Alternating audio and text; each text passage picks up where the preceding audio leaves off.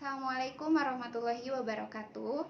Saya Egi Indriani Pratami dari Universitas Halim Sanusi PUI Bandung. Kebetulan sekarang saya sedang mengikuti pelatihan pekerti dan tadi mendapatkan materi dari Prof. Syihabudin dan mendapatkan tugas untuk merangkum mengenai teori dan motivasi belajar. Oke, belajar itu apa? Belajar adalah sebuah proses perubahan individu, proses perubahan ke arah yang lebih baik.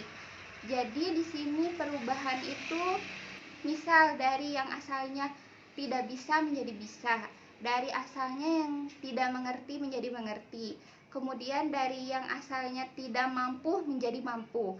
Nah, dari ketidakbisaan menjadi bisa itu disebut proses belajar. Jadi ditekankan lagi proses belajar di sini adalah perubahan ke arah yang lebih baik.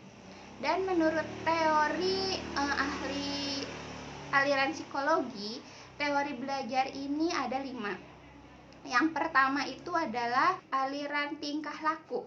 Aliran tingkah laku atau yang biasa disebut dengan behaviorisme. Nah, aliran behaviorisme ini lebih menekankan kepada hasil pembelajaran. Jadi contohnya saya mengajar di bidang manajemen. Nah, ketika saya merumuskan capaian pembelajaran mata kuliah, misalkan mahasiswa dapat mengidentifikasi jenis-jenis kompensasi. Di akhir pembelajaran, ketika mahasiswa benar-benar mampu mengidentifikasi apa saja itu jenis-jenis kompensasi, berarti di situ pembelajaran atau perkuliahan dianggap telah berhasil. Itu menurut aliran behaviorisme. Kemudian yang kedua ada yang namanya aliran kognitif. Nah, kalau di aliran kognitif ini yang ditekankan adalah pada proses pembelajaran. Kalau proses pembelajaran ini mungkin mengacu pada RPS yang telah dibuat kemarin. Jadi kita sebagai dosen harus tahu ketika proses pembelajaran itu kita harus benar-benar sudah merencanakan kita mau membuat pembelajaran itu seperti apa, dimulai dari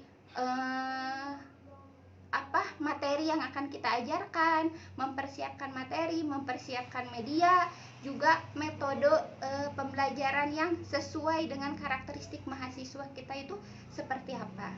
Jadi untuk kognitif ini lebih ditekankan ke prosesnya.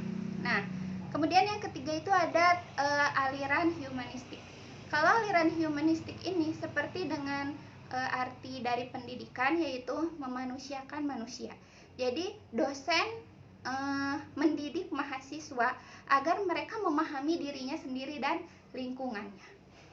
Kemudian yang keempat ada aliran konstruktivis. Nah, kalau untuk konstruktivistik ini sesuai dengan artinya ya, sesuai dengan katanya, konstruk berarti membangun. Jadi tugas dosen itu adalah memberikan stimulus kepada mahasiswa, memberikan stimulus agar mereka membangun sendiri pikiran, ide, gagasan. Jadi dosen hanya memberikan stimulus dan mahasiswa mengetahui sendiri atau menemukan sendiri pengetahuan-pengetahuan yang ingin diketahui oleh mahasiswa tersebut. Oke, dan yang terakhir adalah ada aliran sibernetik. Nah, kalau aliran sibernetik ini adalah pengolahan informasi. Jadi mahasiswa itu belajar berdasarkan dari informasi. Jadi mahasiswa itu belajar secara sistematis, bertahap, dari konkret ke abstrak, dari yang mudah ke yang sulit. Jadi belajarnya itu secara bertahap. Oke, kemudian di dalam proses pembelajaran pun ada menurut psikologi itu kemampuan-kemampuan yang harus dimiliki, yang harus diperhatikan dosen terhadap mahasiswanya itu ada 5 aspek.